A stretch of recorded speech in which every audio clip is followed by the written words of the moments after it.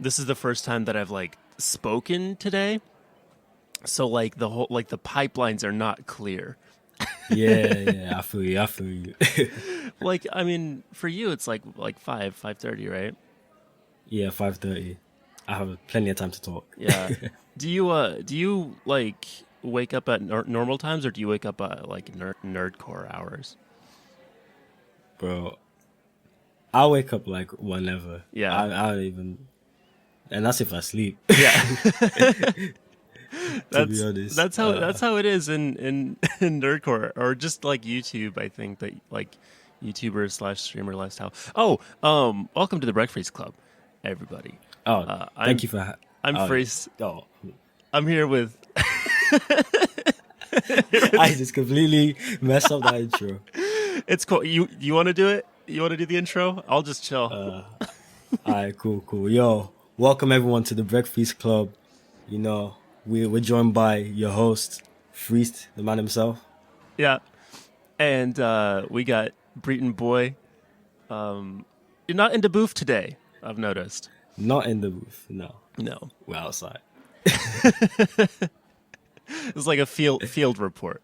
Uh, what- that okay? I gotta talk about it. Like that moment. I mean, it's just like one moment on a stream, right? Like that was where that came from. Yeah, But is that how you normally record with a like blanket over your head? it is. It actually is how I record. Okay. Do you Yeah, like? I wasn't sure if I wanted to like show people, but then I was like, you know what? Why Yeah. not? If I'm gonna record on stream, I want to record properly, so the people gonna have to see. Yeah. When did you start recording on stream? Uh, I can't remember exactly. I can't remember what song it was for, but it was like a month or two ago. I don't always record on stream. It's like kind of rare, Yeah. but like that one time I decided because I'd written the verse already, and I was like, well, let's try recording. I've always thought like And yeah, that would be really hard for me to do because I mean I do like a ton of takes for almost any song. So oh it's yeah, like obviously I do my one take songs sometimes just to kind of like prove to myself that I can do stuff in one take. But yeah. like when it comes to like most songs, I want to get like I tend to so this will be interesting. I don't know like how much you typically do in one take because for me I tend to write 16s and like 4 bar stanzas and then usually each one of my takes is 4 bars. Sometimes I do 8 and sometimes I do 2. It just depends on like where I need to take Yeah, a breath or like if the tone changes. But like how much of a verse do you normally do in one go? well, I'm kind of similar to you. It kind of like varies. Like it can be four, it can be two, it can be single bar sometimes. Yeah.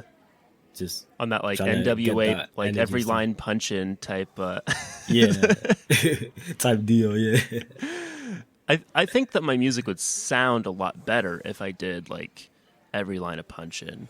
But like it takes so long. That was actually yeah. one of the benefits of recording in Reaper, which I don't do anymore. Actually I record my features in Reaper.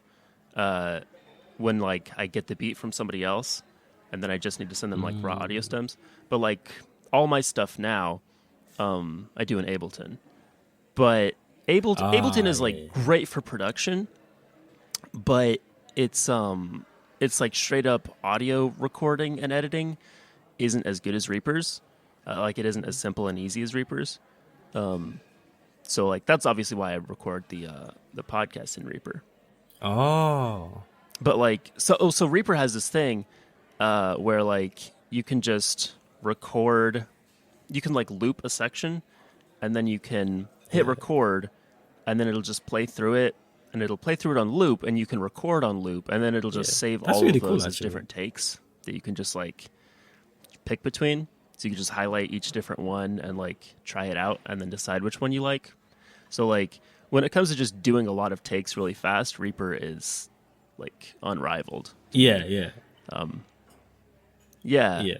So that's great for features, and I do a ton of punch-ins on features. You know, usually because like obviously when you're on like you'll understand this like when you're on a cipher, you want it to be like your A game because there's gonna be people listening that like haven't heard you before. Yeah, yeah. Mainly because like the verses are shorter, and so you only have like usually like 8 bars to kind of like represent yourself on the track, and it's just like you gotta make sure like for my songs, like there might be some lines where it's kind of like there might be some like downtime in the song where I'm not like going as hard as I could be, and I'll be like, okay, that's fine, it's whatever.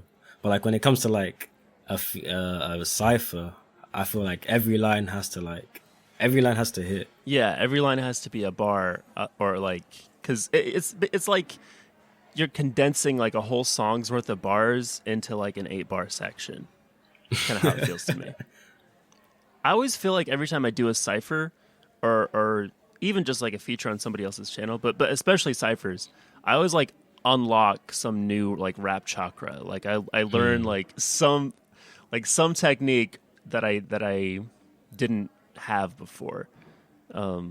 Yeah. Like I feel like just like partially just uploading so much on my own channel, but then also being on like ciphers and collabs and stuff, especially collabs. Just the amount that I've improved this past year is insane. I feel like a lot of us have. Yeah, definitely. The whole scene has really like improved since like I've got to know it and such. And I feel like similar to you, I've like with some of the features I've been doing, I feel like I've really gone like to another level on some of them. Like obviously my first one was the Kurapika one. And if I look back at that compared to some of the other ones I've done recently, I'm like, that was alright, but like I'm doing like some of the other crazy stuff here, like the Mob Psycho one, like I had to unleash like something different for that one. And it's all kind of like, because the other thing is like a lot of people in nerdcore, like they don't use like the type of beats that I typically tend to rap on. So it's kind of like you have to find like a middle ground or maybe a different way to approach it than you normally would. Yeah, I understand that. Like for me, it's kind of like, well, sort of like the opposite of the type of beats that you use, but still very different from most of nerdcore. Like lately, I've tried to do more like trap inspired stuff, but for the most part, like I go heavy into like old school hip hop beats. Yeah. So like, like 80s, 90s, like boom bap. Like that's where my heart is in hip hop. So like that's where like most of my influences come from, and like that's where my style comes from. But like it's for me actually, I think one of the reasons that ciphers always like unlock something is that like so for instance, like my normal songs will have like 90 BPM. That's pretty typical for me, like 90, 96 BPM, which is that sort of like laid back 90s sort of like flow, like kind of bar out, but just like really like sort of a laid back groove. Then ciphers will be like 130, 140. And it's just like I have to come up with a completely different flow just to like, because if I went with my normal flow, it would sound like clunky as hell. Like it would sound so bad. Definitely. But like, nah, I don't think I've heard a bad verse from you, whether on like a feature or like a cipher or even your own stuff. So you're managing it so far. That's the goal. I think like for me, I have a weird thing with like tempo and rhythm, where like I get way in my head about whether or not something is like perfectly in time, which like makes it hard. I think it's because like I'm, obviously like I'm producing my own stuff, and so I'm like editing everything. Yeah. And if I think something is even just like a nanosecond out of time, I'm like obsessively like shifting it back and forth and like just to just try and get it just right. So I think that like ciphers kind of take that out of my hands a bit, where it's just like, they're gonna put it in where it probably sounds good. Yeah. however they feel is on Yeah. time. So you just have to hope they do it properly. Yeah. Did you hear that? My stomach just made an interesting noise. I did not hear that. Like this is gonna be the episode where I just crack open a box of Pop-Tarts in the middle. Or get yourself some breakfast. Eat some breakfast on the Breakfreeced Club. Yeah, the most on-brand thing to ever happen. I feel like, I could have made some tea. I could have. I've been quarantined in my room for the past week because we've had some like COVID in the house, and but like I do have in my I have my own kettle and I have like tea bags, so I can make tea.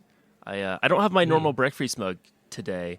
I've got my don't talk to me before I've had my podcast mug, which is it's a very rare piece of McElroy Brothers merch. So it's not their usual like my brother and me stuff. It's like a series that Justin McElroy designed in like MS Paint for charity like a year ago. Like a year and a half ago, maybe. It's one of my favorite possessions because nobody would guess that it came from like one of the biggest podcasts of all time. Yeah. I wouldn't have guessed that. This is kind of a pivot, but like when you listen to stuff as you're just like going around doing whatever, do you listen to a lot of podcasts or do you mostly listen to music? I mainly listen to music.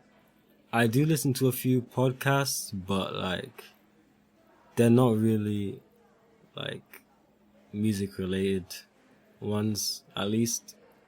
Like obviously I check out some Breakfreeced, you know. I gotta support the You homies.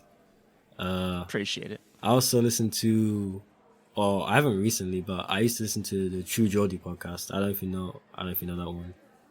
What is it? The True Geordie podcast. No, I assume that's a Geordie thing. Yeah, well, it's by this YouTuber. It goes by the name of the True Geordie. And Welcome to War Podcast. Oh wow. But like yeah.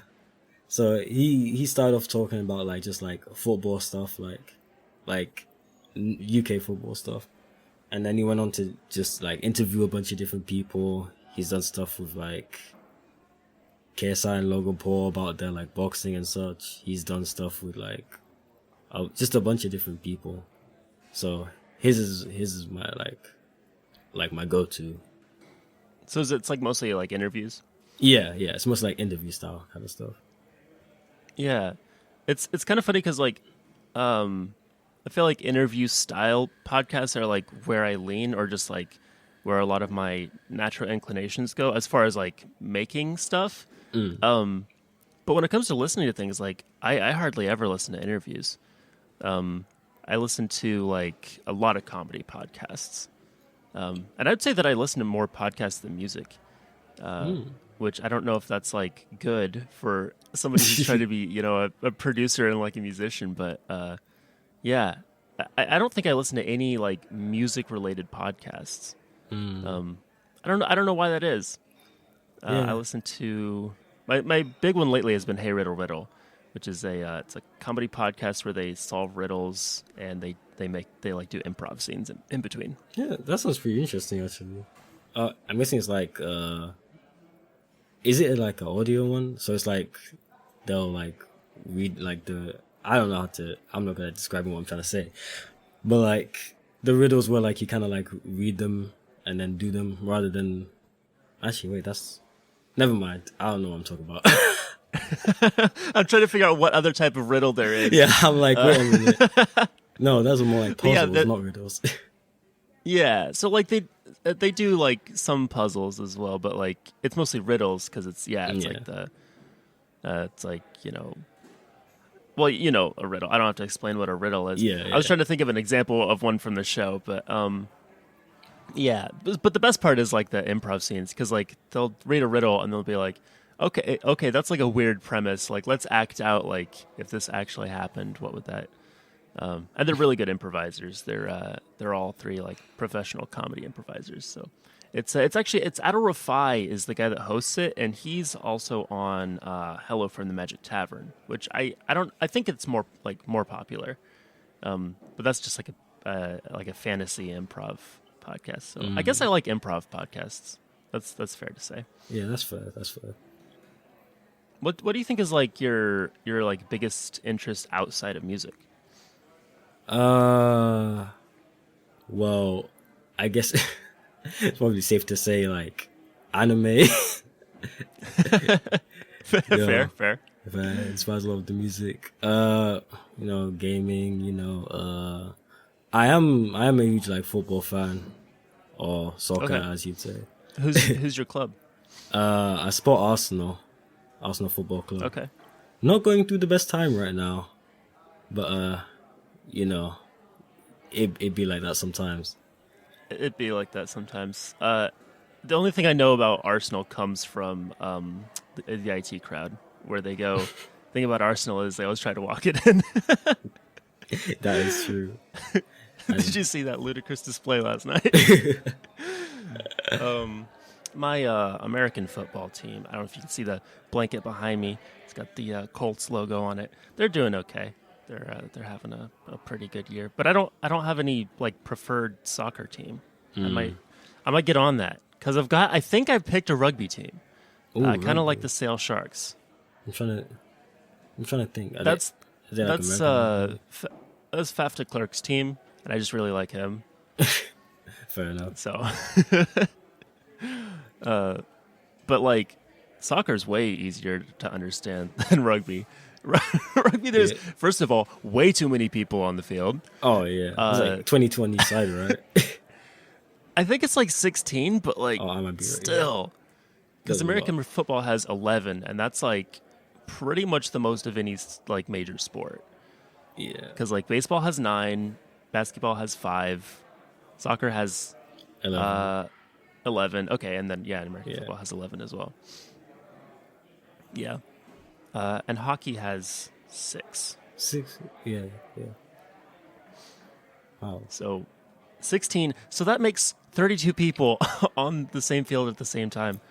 That's like to me that's like when I would play like pickup ultimate frisbee games in high school. Oh. And is that big there? Do you guys play ultimate frisbee? I don't know how big it actually is as like a thing, but like we do it in PE, our physical classes. Like they do like some ultimate frisbee stuff, and it's quite fun actually. Yeah.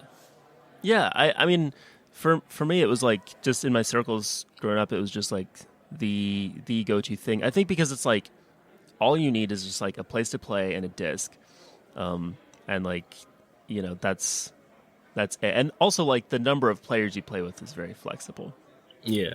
But like that's how it'd be sometimes. You'd have way too many people playing, and you'd have like 16 on a side, and you never touch the frisbee because there's like 3 people that are actually good. Yeah, or just very tall.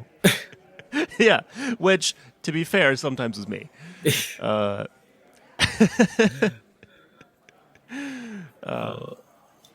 Do you play sports? Did you like play a lot of sports in school? Not really. Like I played a little bit of football, like for a local team. I played for like 6 months. That was about it. What position? Well, I played as like a striker, but I also played like in the defense as well. It was just kind of all over the place. I really like playing keeper. That's my the only position that I really find joy in when I play soccer. That's fair. I think I love that thing where like the ball comes anywhere close to like the penalty box area, and you yell keeper and you dive on it. Like that's my favorite thing. I can imagine that is fun. I did have like a really fun moment one time. I was playing indoor soccer, which is like that's terrifying as a keeper because if like somebody takes a shot, on goal, that is, not just like Jack Daniels on the sidelines. If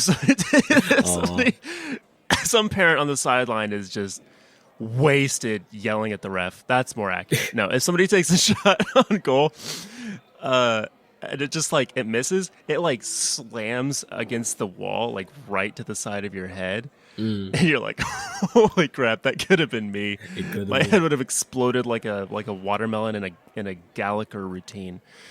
Oh, wow.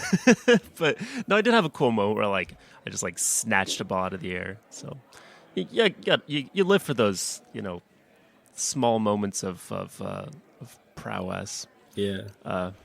Yeah. Do you have any memorable sports moments where you were like, this is what they're gonna make a movie about? Like this moment right here. On my own, I don't think I got anything. Yeah. We didn't. When we I didn't do played too great. when I played rec soccer as a kid when I was like 9 or whatever. The sort of like unofficial rule of the league was that like they wanted everybody on the team to score like at least once during the year. So at the end of the year, like those of us who like were really bad at soccer and like hadn't scored, it was just like it was just a melee of just like constantly getting fed and then trying to like take a shot on goal and then like missing horribly and then just like your team being down by like 20 points because they're like, no, we gotta boost their self-esteem. We Gotta make sure they don't get one. Yeah. It's kind of admirable. I mean, at that age, sure. Yeah. But yeah, no, I don't think I had any good moments playing soccer aside from goalie. When I was like younger, I wanted to play American football, but I was like, I didn't want to play any of the cool positions. I was obsessed with being like a place kicker or a punter. Like which are the two least cool positions on the field, but like that's what I wanted to do. So I would like punt a football in my backyard just like for hours. Well, I'm not gonna lie to you. I don't know too much about American football. I literally only know like the punter and the quarterback. That's it. I think things have changed a little bit, like as far as like popularity or like acknowledgement of certain positions. Ever since like Pat McAfee started doing a show. So like Pat McAfee, he was the punter for my team, the Indianapolis Colts, for years, and he got really popular after he retired as like a podcaster and like a comedian, and so like because he just has like a massive personality, he's like really known, and so like because of that, people have a little bit more, if not respect for punters, they have like awareness. Yeah. Oh, so I was gonna ask. This is another pivot. What about Wumble? What is a Wumble? Where did that come from? What was the inspiration there? Oh boy, here we go. So And was that your first music video? That was my first music video, yeah. My only music video, I think. Yeah. The thumbnail for that video, I think, says like Vivo on it. Was that ironic or was that clickbait? That was ironic. That was actually added in later. That wasn't the original thumbnail. I actually had a friend who like saw it and was like, "Yo, I can make your thumbnail look cool." And I was like, "Yeah, sure, go for it." And then they added in the girl and the Vivo, and I was like, "Oh, this is interesting." I love it. Yeah, but like, did you just want to make a banger and you were like, "This is the way to do it"? Essentially, I was just like, because like Kendrick Lamar, "Humble" was like really popular at the time, so I was. Just so this was like a spin-off spoof of Humble. Yeah. It was like a remix freestyle kind of random thing. So I was just like, I listened to the song. I was like, okay, well, I like this song. Let me just make like a remix of it, just because. So I got my phone. I just freestyled to it. I put it into my Audacity, made the video, and like that was it. Well, at first it was just a video with just a picture. Then I was like, I kind of want to do a music video, just because why not? I tend to do a lot of things why not? just because why not? Well, it seems to be working out pretty well for you. No, yeah, But my favorite part. Well, first of all, like I love like very like grassroots like independent music videos where it's just like your friends filming. Like I love yeah. that. Like one of my biggest dreams is to just like be close enough to enough other nerdcore artists that we can like make like like janky homemade music videos like that all the time. Yeah. My favorite thing is that it has a blooper reel at the end, which you don't see in a lot of music videos. Oh yes, the blooper reel that's longer than the song itself. Yeah, a lot of people would have less brave people would have made that a separate video. But here we got it all in one. It's like when you buy like the DVD of like a tour. Yeah. And so they have like the concert and then they have like the like backstage afterwards. Oh yeah. Yeah. All the fantasy stuff. I really yeah. like the vision that you show at the end where you're like, this will be in slow motion, this will have a cool effect on it, this will all be great. I don't know how it came out like that. I just kind of I don't know. I think It was Wumble is an enduring classic that will only rise in popularity. I'm hoping it doesn't. May I say, a lot better than my old stuff. Oh no, you can't be serious. I believe you have better stuff than your old stuff. Probably better than Mumble. Oh no. I don't believe you. To be fair, my old stuff was like mostly MLP related, so like it's very hard to compare the two. Yeah, that's fair. Actually, it tends to be a lot of people with like a MLP background in the community. Yeah, it's true. Like, I mean, like I say, like I've talked about it before, but like obviously Rustage is like probably the biggest example. Yeah. But then like like Shabadi and like I'm trying to think of like who else major, but yeah, it's like it's a fair number of people, and I think it's too. It's like there's like the people that like started out in the MLP fandom, and then like they moved, like they went on to like bigger things. Yeah. And then there's the people that are like never talk to me about how I used to be in the MLP fandom. I think for a lot, like that was a weird thing back in the day of like brony pride, like air quotes there was a big thing because like there was partially like the actual stigma, and then there's a lot of like perceived stigma. So like you couldn't really be like you had to just like go like double down at the time. You had to be like really like proud of it,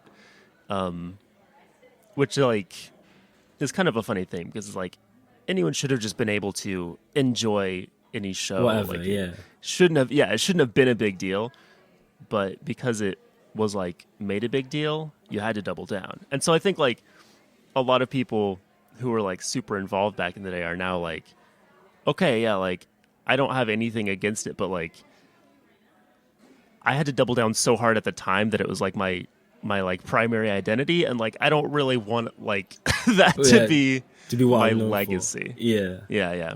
So I get that.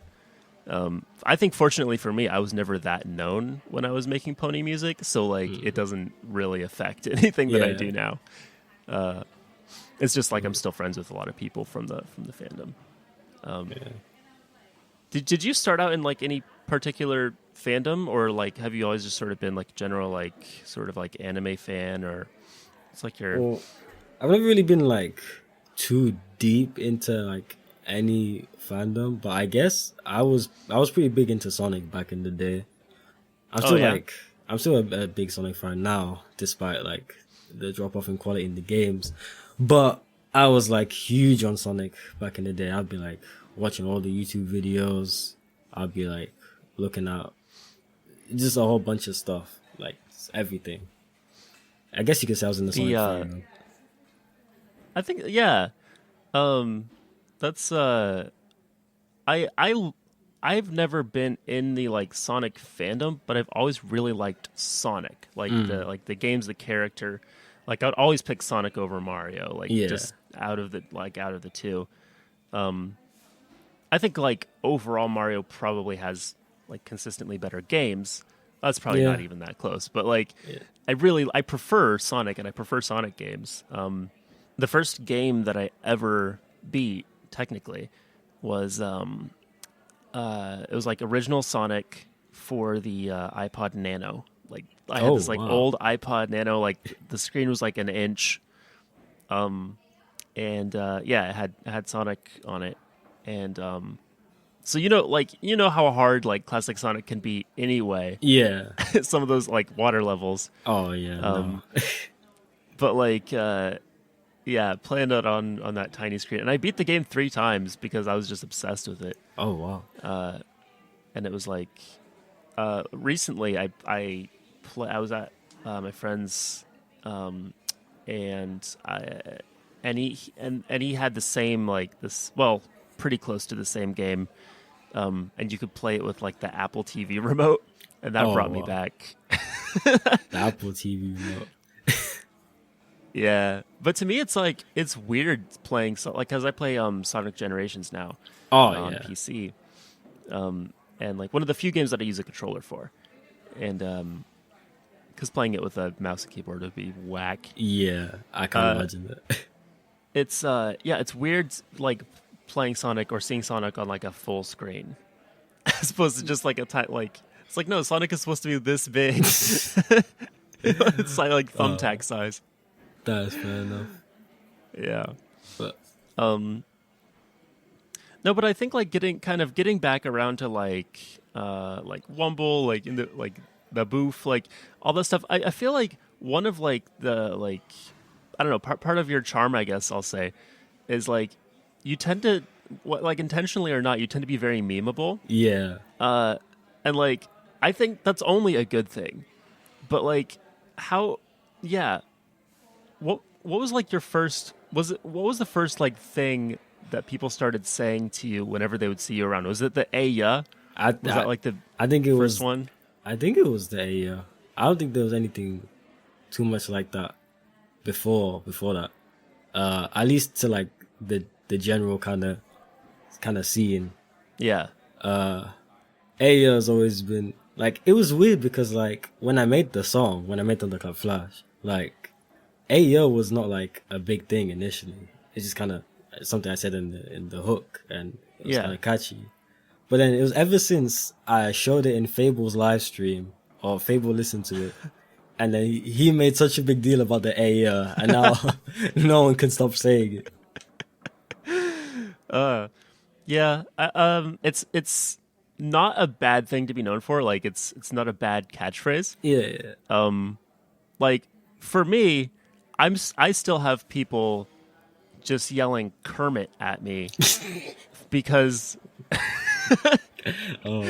because of a comment on the Haikyuu cipher that nobody agrees with.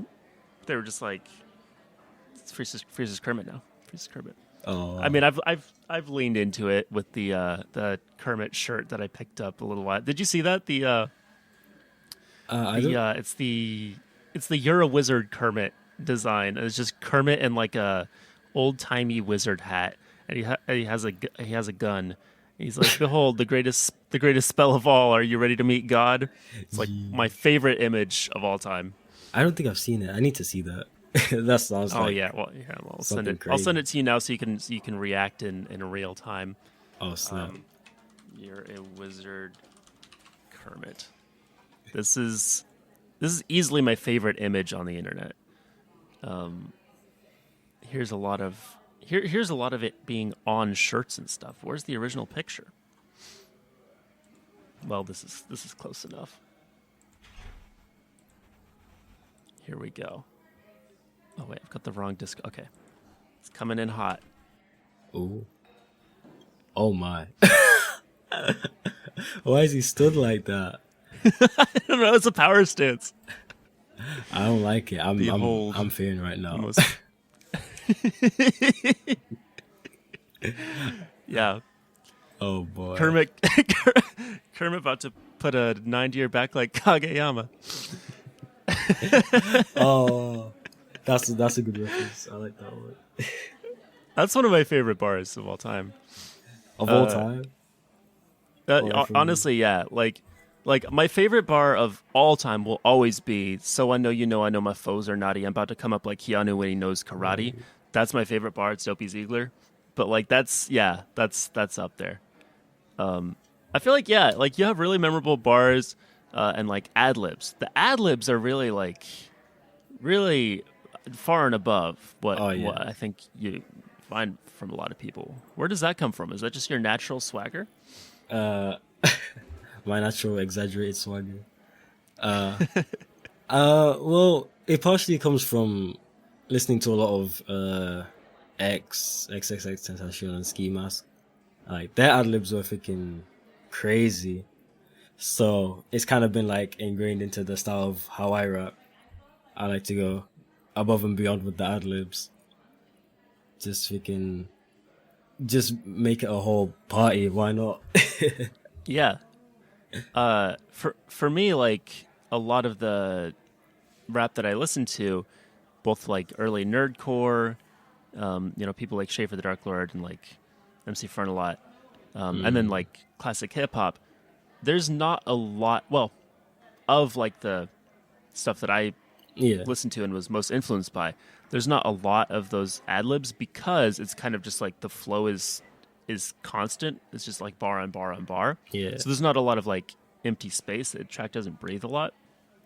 So like I've only started doing ad libs this year, like really these past few months, because like just like from like your stuff and like Connor's stuff, like I was like, my tracks need this, so I'm gonna just like change my writing a little bit to add like a little space so I can add ad libs. I've had some wild ad libs. I'm trying to remember like. So, some of it hasn't come out yet. It's on like other people's songs, but like, I've just kind of started wilding out with ad libs. Like my Clone High, my like JFK Clone High song that I just did this week. I just have this line. Let me see if I can find the like exact line. Yeah. It's I need to listen to that rap still because I was so confused because I saw the tweet and I saw the snippet and I was like, wait, JFK Clone High? I didn't understand what was going on. It goes so hard, and like I just know that if anybody were to like start making TikToks with that song, it would be the next thing on TikTok. They love JFK on TikTok. So here, the line is, so it's, I never claimed to be an honest man like Abe, but the ladies all seem to understand that they would rather be with the player with the back for days, right? And then the ad lib on the end of that line is just me going, buttocks. Which is probably the best ad lib that I've ever done. Oh, wow. Yeah. I need to go and listen to that one quick.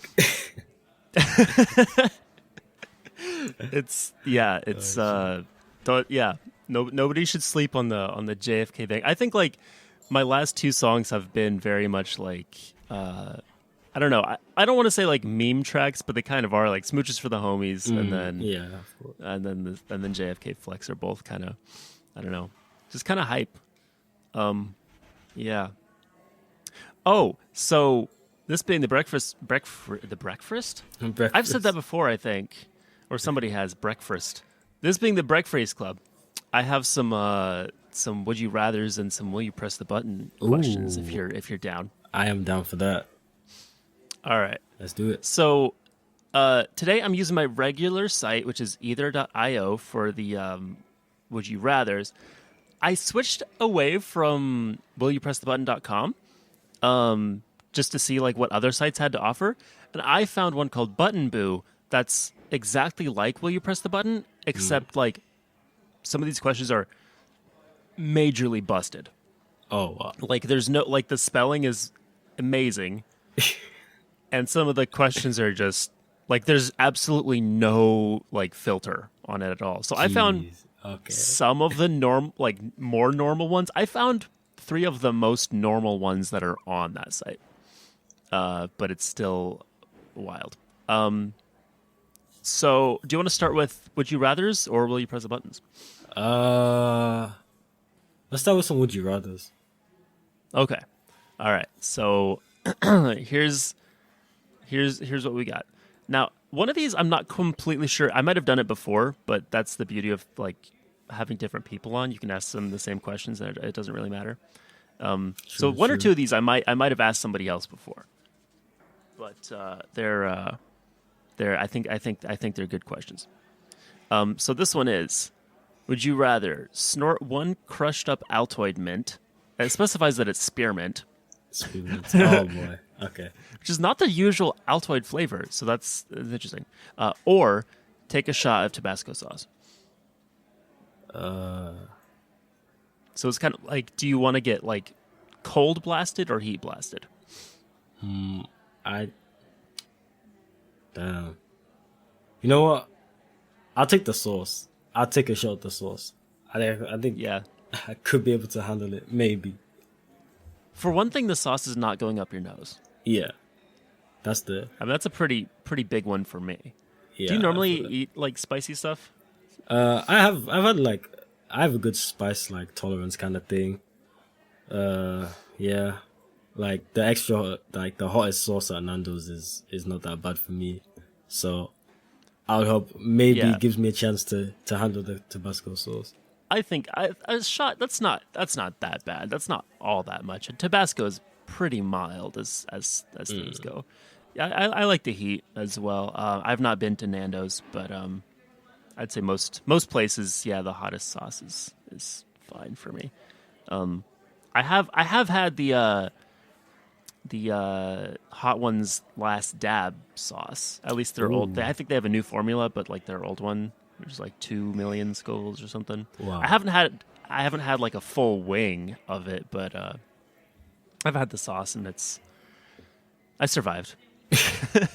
So I think we both go the Tabasco sauce. Tabasco. Do you want to guess the percentages on these? That's kind of like a sub game that's sort of like Ooh, I'm sort of come gonna into say, being. I'm gonna say like 55 to the sauce, 45. I feel like this one might be kind of close. It's actually not that close. It's 64-36. But yeah, the people were in favor of the sauce, which I think is smart. Like I think the fact that you're snorting Yeah, the mint is a pretty big deal. I think that I don't know. I'd rather snort the sauce. It might clear my sinuses. All right. So this one is another would you rather. It's would you rather have extremely muscular arms or have extremely muscular legs? So when it says extremely, I'm just gonna say like it would be like so just like The Rock. Like you have like The Rock arms or like The Rock legs, but like proportional to your body size. Yeah. That one's a pretty close one. Well, I guess it makes it easier to climb and stuff if I got the muscular arms, and I can kind of like just flex in front of people. But I guess the legs. It's harder to flex legs. Yeah, it's a lot harder. But you could probably be able to run faster, kick harder. Yeah, those powerful kicks. It's kind of like, do you want to look like a kangaroo or not? Because, I mean, whatever you choose, the rest of your body is going to look smaller by comparison. Yeah. So you want to be more top heavy or like bottom? I'll go with the arms. I'll go with the arms, just for the flex of it. I'm probably going with the legs. That's fine. That's fine. I just want to be able to jump high. I'm hoping that I'll be able to jump. Oh yes, that would be. I think if I have very muscular legs and not a lot of other body mass, then it'll let me jump. Yeah, I just want to be a kangaroo. I think that'd be cool. Maybe. My answer is that I would like to be a kangaroo. That's the true answer. That's your true spirit animal. Do you want to guess the percentages on this one? I feel like more people might have gone with you. I want to say 57 to the legs. It's actually 69 nice to the arms. Oh, interesting. I think that probably just tells like who likes kangaroos who's on and like doesn't. who's on here. Like I've never read the comments on here. I really should. Oh, they have comments? Yeah. I've never noticed before. This person says, I care more about my legs than arms, but biceps attract the ladies. Yeah, but I'm pretty sure not if you just have massive biceps and like I don't think that's like all skinny. you need. Nobody likes the skipped leg day look. This one is very opinionated. It says, yes, but this question is kind of saying, if a genie asked you this, what would you say? If you pick muscular legs, you would look stupid. No explanation, just if you pick muscular legs, you would look stupid. You don't look stupid in front of this genie. Well, this person says, I choose arms, if you know what I mean. I don't. What do you want? What do you mean? What does that mean? If you know what I mean. I'm scared. I'm genuinely scared. What are they going to do with those arms? What those arms do? Oh my. This person has a comment that is so... they've added so many O's to a word that it's extending off the side of where the comments go. Like there's like a comment section that has like a clear line, like a border. And then I guess due to the way that this website is coded, it doesn't have like automatic line breaks. So there's just a string of O's going straight across the border, all the way like to the other side of the webpage. It just says, holy moly, I'm so... And then like all those O's. Yeah. Strong like Superman. What? All right. You know how Superman just has really big arms and the rest of him skinny? Oh, I've got to check out more of these comments on some of these other ones. We got... Oh, I just saw the clarification in the original question. It says, picture a professional bodybuilder. The muscles would be like that. So you got those old school DPS yes. type arms. The DPS build. The DPS build. All right, we got one more would you rather. All right. This one I'm pretty sure we've done before, but it's would you rather always be overdressed or always be underdressed? And I assume this means like for events, too fancy or too casual, not like cold. Yeah. Always. Let's see. If I'm always underdressed, got the job interviews are not going to be great. I'll pull up to my wedding in shorts. I don't know. And then overdressed, we pulling up to school in a suit and tie. I mean, that's kind of fresh though. It could be actually. Now you might end up with that like in betweeners thing where people are like briefcase wanker, but like, there's the hazard, but I think it depends on the school. Yeah, I think I might have to go with overdressed. I think I'm gonna go underdressed because I have never been comfortable when I was like dressed up. I don't like dressing up at There all. is that too. So like, yeah, I'd rather be comfortable. Also, I Yeah. don't go a lot of places. That's fair. I feel like also like being underdressed. I feel like if I get like a threshold of like, okay, this is how casual it has to be. I feel like I could work within that to find something that's like comfortable and looks nice, but isn't dressed up. Like you wouldn't show up to a wedding in it, but I would. Well, you would. I would That's do the that. thing.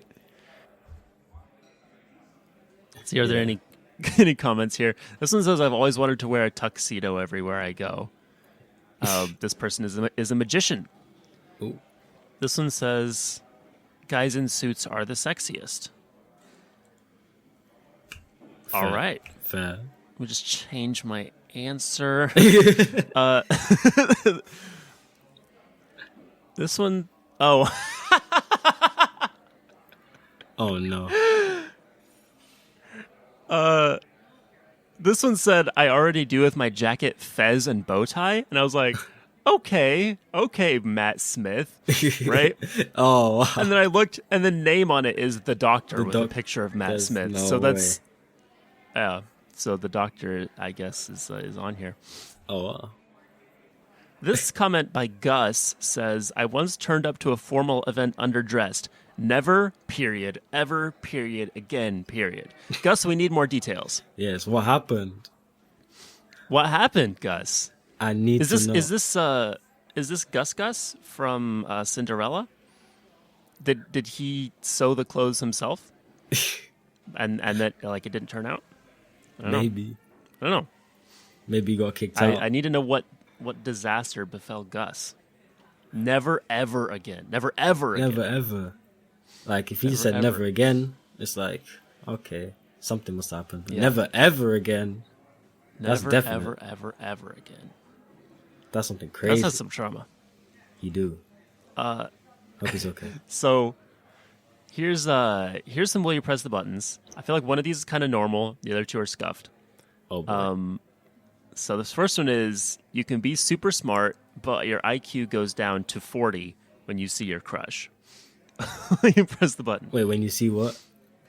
When you see your crush, your IQ goes down to 40. The rest of the time, you're at like, say, like 150. I'll like press the button. I feel like this happens to me anyway. Yeah, that's why I'm kind of with it. I get like full on like Tanaka, just like like Tanaka Nishinoya. Like whenever, Oh, head empty, like no thoughts. yeah. Yeah, I see this as an absolute win. Yeah. So I I think get to be we're more both smart. pressing this button. I'm first. Wow. You want to guess the percentages on this? I feel like they're high in favor of pressing the button. It's actually almost a dead split. Oh, Yeah. I think this is from people who maybe like have like crushes at school and they see them every day. And so they're like, well, so the whole time I'm at school, they sit right in front of me. I'm not getting anything done. That might be it. that's an interesting angle. Yeah, that's probably it. I also originally thought that this said your IQ goes down by 40, which would be fine. Fine, yeah. But it's actually your IQ goes down to 40. 240. So, yeah. It's pretty low. But again, I feel like that's what happens to me anyway. Yeah. So that's a press for me. Here's another one. This one says you can have any dinosaur be your pet, but that's it. Enjoy your dinosaur. Oh. This one's giving me deja vu. But anyway, what dinosaur would you like? I don't know. I could be boring and say T-Rex, but I don't know. I feel like I should know more dinosaurs. Well, what we got? We got T-Rex, Pterodactyl. We got what are the other ones?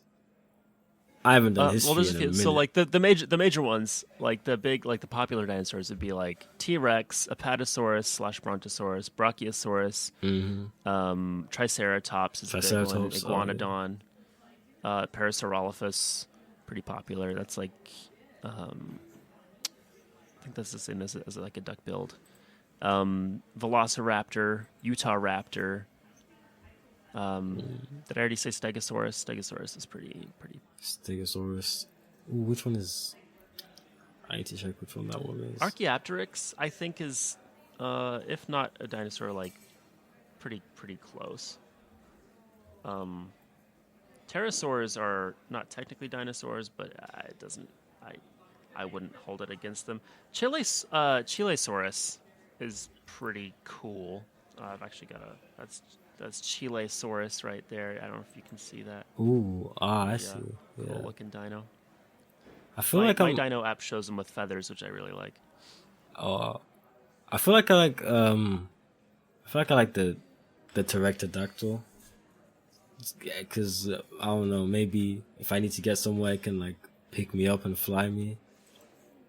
That's the. They're not technically dinosaurs, but I'll give it to you. Fair enough. They're close. They're pretty close. Let me have it, please. Like one of the 4 I know.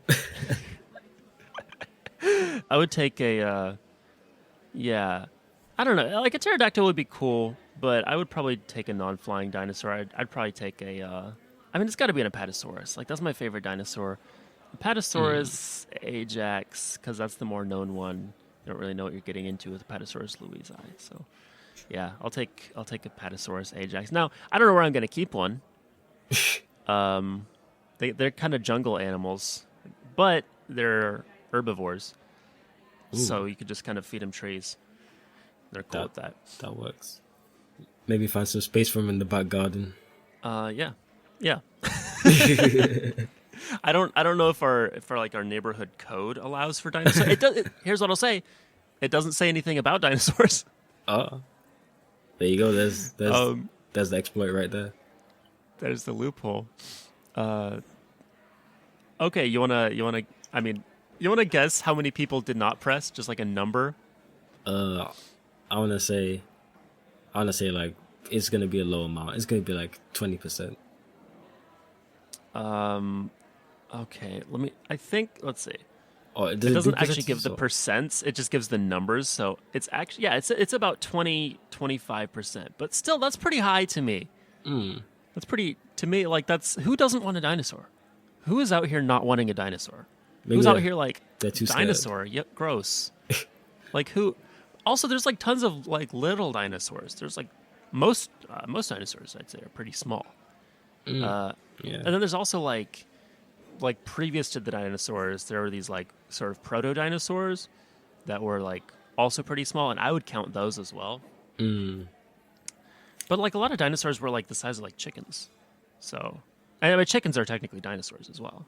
So maybe people just don't want to get stuck with chickens. Yeah, maybe.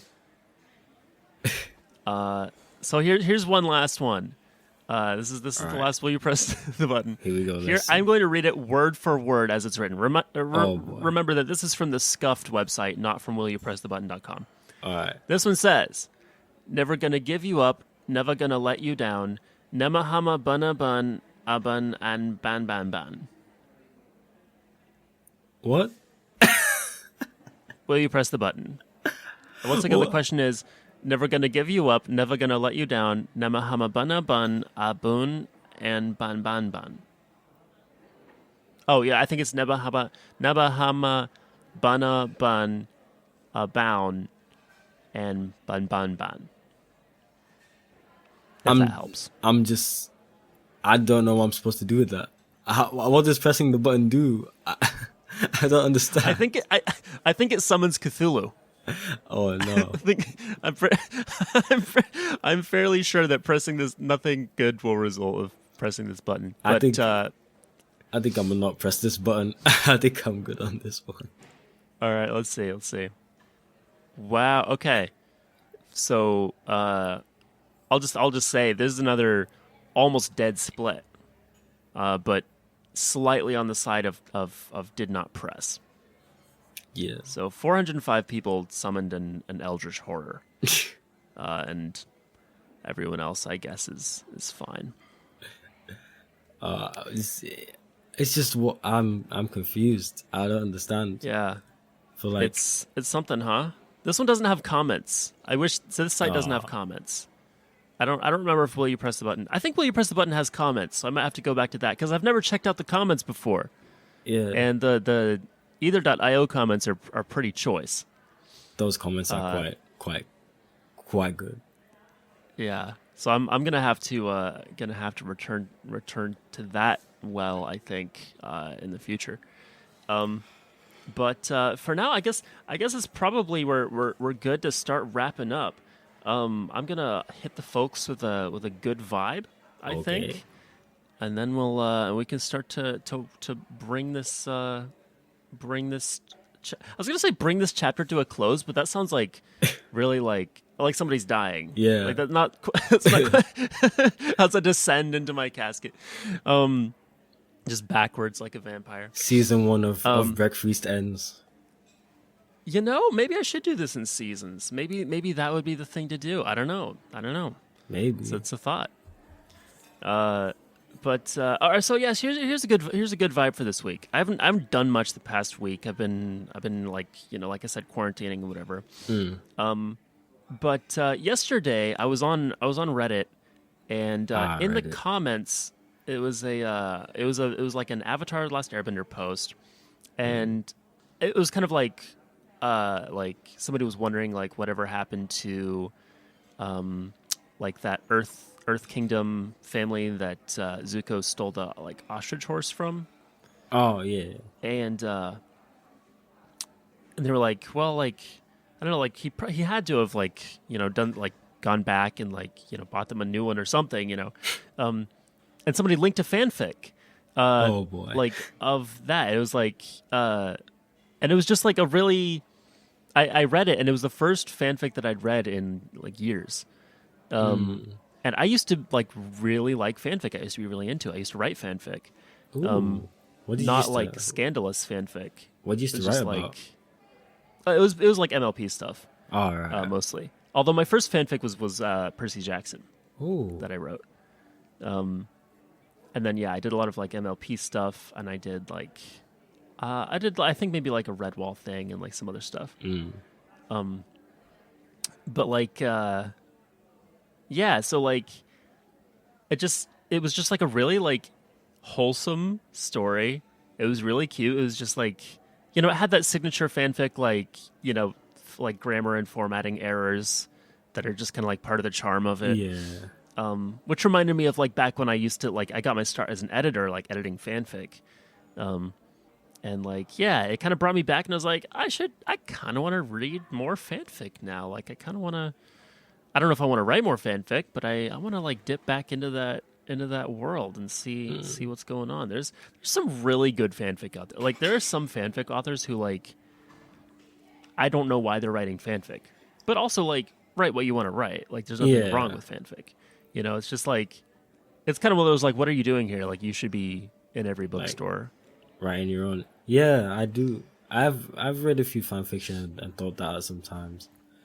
I guess I guess I have to technically say like the last I have read a fanfic in the past few years. It was the Strawberry X Freest fanfic that somebody wrote. That one. So aside from that, this is the first one. But sorry, you were saying? When's that one gonna? That one needs a sequel. I mean, hey, whoever's listening, get on that.